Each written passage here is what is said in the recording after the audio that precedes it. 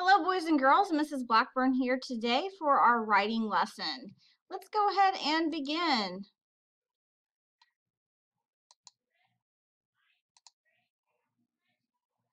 We will be working with the writing successful narrative essays.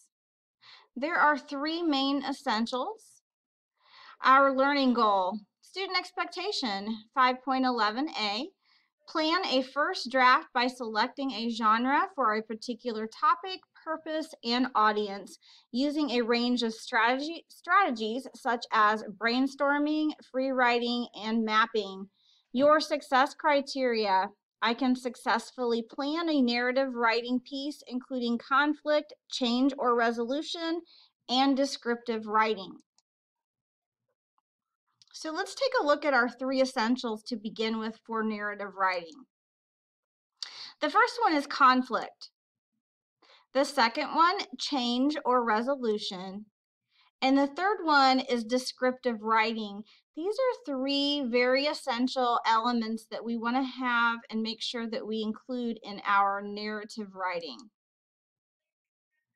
So let's look at conflict first. Conflict is the problem in the story.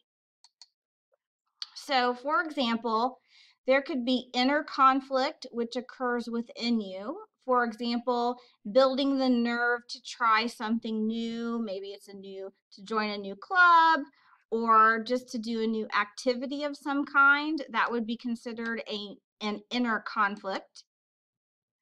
Another kind of conflict could be an outer conflict. This occurs outside of you.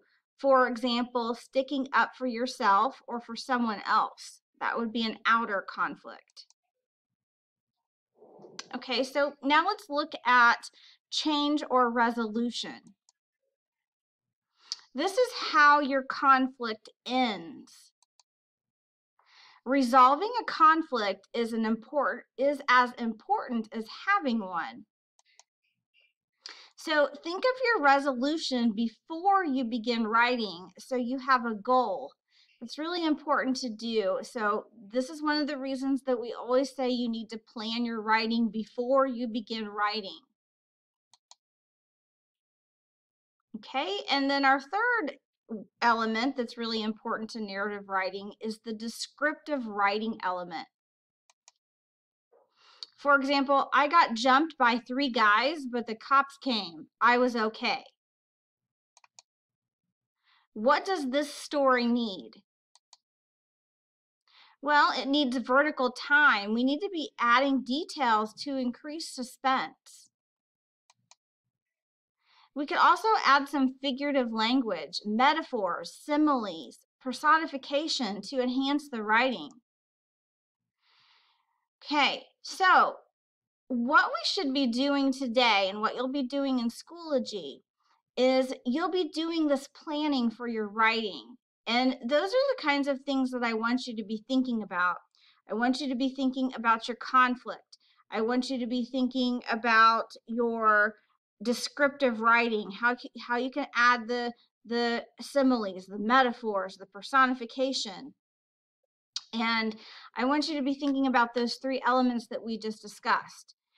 And I want you to brainstorm some key events that come to your mind. What are some of the major events that you would like to write about? And then I want you to highlight the key event that you think would make the most exciting personal narrative to narrate. That's what you'll be putting down in Schoology, your planning part. So let's review. Conflict is the skeleton of the story. Resolution is the heart of the story. Descriptive writing is like the skin and the flesh.